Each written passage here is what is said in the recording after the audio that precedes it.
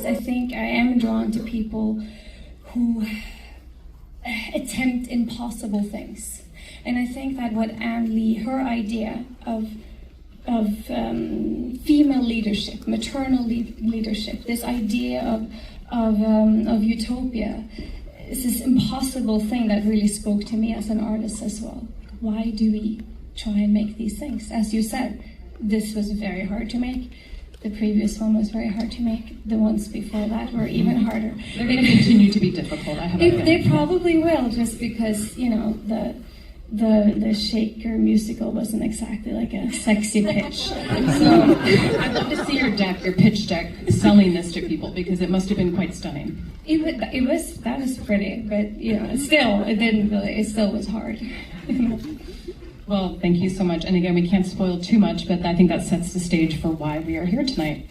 And Amanda is not here. We wish she were, but I do want to acknowledge this is the work of her career. I mean, this is truly the performance of a lifetime, and it's just, I can't say enough about her work. So congratulations to Amanda. And Andrew, you were also part of the Brutalist team. Congratulations to you on all your accolades that you deservedly earned last year. And I thought about these two movies today. In some ways, they're related. They feature people who are seeking freedom and who've sort of been cast away from Europe. And I'm curious, what did you learn making The Brutalist that you were able to apply here? And what couldn't be applied here? How did this feel like a wholesale reinvention of producing? Yeah, I think a lot of what we learned on The Brutalist, we then pushed even further here. So they were both very hard movies. This is an entirely independently made movie. It's a $10 million movie that we, had to figure out how to get made like $250,000 at a time. So it was like an incredible. So how did you do that? Because I know a lot of people in the room are like, how do you fund a movie? So we would welcome any insight you have. Well, it's a lot. We made a teaser for this movie. So we shot in Massachusetts, like a pre-shoot for 2 days. We choreographed a piece. Celia did a piece for it. Daniel did a song for it. Amanda came and. We got caught in the snow and our trucks broke down and all those fun things. But at the end of it, we had, a couple minutes to show like what this film would be, and those minutes ended up in the movie. And then we showed that to everyone to say, hey, look, this is what the total art will be. And we gave them a script, and almost everyone passed. And and then so essentially a proof of concept that you were able to send people for look and feel and tone. Yeah. I think, but you have to do it as something that you truly is part of the movie. I think it's important. Like if we shot in 35 millimeter, we just started making the movie, and then tried to find people who wanted to make it with us, and then and also it's an ambitious, bold, visionary idea and film.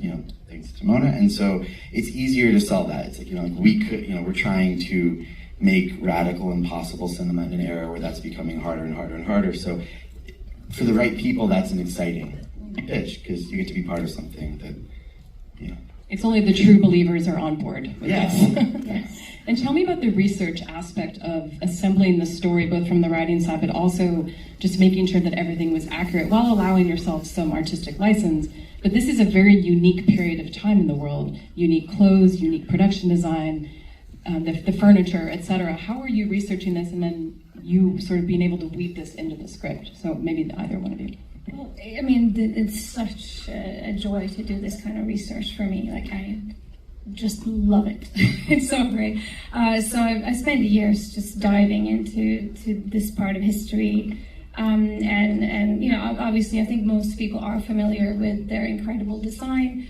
The boxes and the chairs and the peg rails, and even that this is sort of like the cornerstone of American design. Really is Shaker furniture, Shaker design. So that was really available. But the rest of Anne Lee's story, certain parts of her life, there's only a sentence or just a few little bits and pieces that are available. And then you have to fill in the blanks by studying Manchester at the time and how people lived and how, and sort of drawing from that. But then after you do all that research, you also have to kind of let it go as you write and just say, now I'm telling the story, now this is my story. I wanted to end fully in and what we know as the shaker aesthetics, which is not really, that came a little bit later, so that's some, took some creative liberties there. And then other little bits and pieces where it's also just, this is now me telling a story from my perspective. So, yeah. So you allowed room for your own art to creep in. Yes, and I brought in, we brought in all these hymns, and we made a wild, radical, original score that is not, the hymns. And so there's, and there's choreographies and interpretation of what it could be, and based on sort of drawings and images in the end of what it potentially was. But it's still, no one knew, so you have to. Yeah. I also think that taking that research and making it into the film, right? So like our designer, Sam Bader, did such an amazing job, and we had to, on the Brutalist end, it was a challenge of how do we make a movie about design where we have very little money, right? We can't build a shaker village. We don't have the money to make all this furniture. And so building a way of, making a period film, making a design-heavy film on this budget was also like a huge part of, bringing it to life. Wow, so incredible.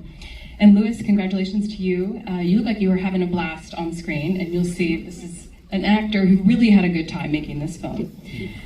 So I'd like to talk a little bit about the music and the choreography, again, without spoiling too much about the movements that people are about to see, but tell me how that informed your preparation, and did you have time to rehearse these elements which are woven in, again, in a very unique way? It's not a traditional musical format.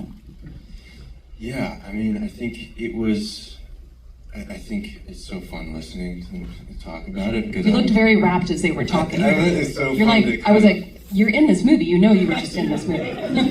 But there's so many parts of the process that kind of were and still remain a mystery to me, and that was such a beautiful aspect of it, because, Mona did such extensive research, but then there are these gaps that are unfillable, and they have to be filled with somebody who is steeping themselves with their own imagination and who is so in love with the world that they can color in with beautiful strokes. And so to kind of be a part of that was you just have to give yourself over to it, and it was such a freeing experience. And yeah, I did have a dang good time, okay?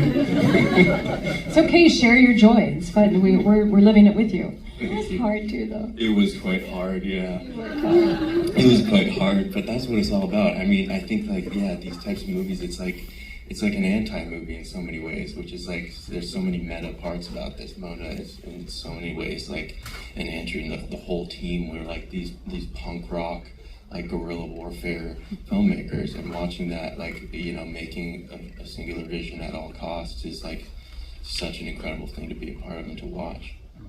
And as we wrap and people get to enjoy a film in a few moments, there are probably many people in this room who have a project that they're working on.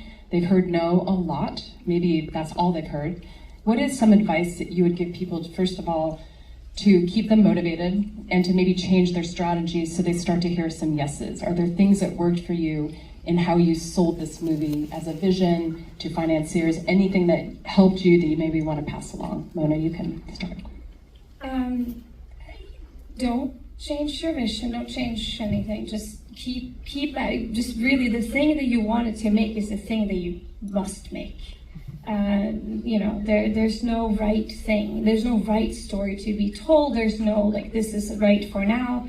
All that is absolute nonsense. You just have to. What is it that it's exciting, interesting, driving you enough that you want to dedicate potentially a decade or decades of your life to it? And then you don't give up. If you don't stop making the movie will eventually get made. But and I also want to say that don't be scared of shooting on film. Don't be scared on an ambitious format. I think it's so easy for young people to be kind of, oh no, you can't, those formats, they're not for you. It's not that much more expensive. 16mm is a beautiful format. Kodak is really supportive of young filmmakers, really, we're telling stories with images, so let those images be rich and exciting, and that is possible to do on a small budget. Andrew? Everything she said. I also think so much of putting these movies together is thinking through them. to break them down into pieces that you understand. So it's like, okay, we knew we couldn't shoot in Massachusetts for the full length of what we thought we could do, but we knew we could do small pieces there. We knew that we could, it's okay, the cost of building in this part of the world is too high, but we know we can build somewhere. So let's go find the right place to do that. Or, not to ruin it, but there's a relatively large part of this film that it took us months to find the one place on earth we could do that for a price that was, so a lot of it is like a puzzle where you break down every little piece of it and then figure out how you can go about doing that. And then you look back and you go, okay, well, we're in Sweden and Hungary and Massachusetts. On the Brutalist, we were in, Italy and Hungary and New York. And so you think about it that way, and then you go about building each piece you can, and you hope that's it. So therefore, directors, know your budget, know the price of every line item in your budget. That is a creative decision. Yeah, like we talk about, yes. We can have one more sheep or one fewer sheep. Yes, know that. Be like, I'm actually sheep were cheaper than humans, for example. I said, I have to cut 20 extras, but I can have 50 sheep. It's so have a lot of sheep, then it looks beautiful and big. Because no one knows how you got their sheep, Like, how the heck did she get this massive flock of sheep? It's great. Things like that. And I would have never known that if I didn't really, really know and understand my budget and my schedule.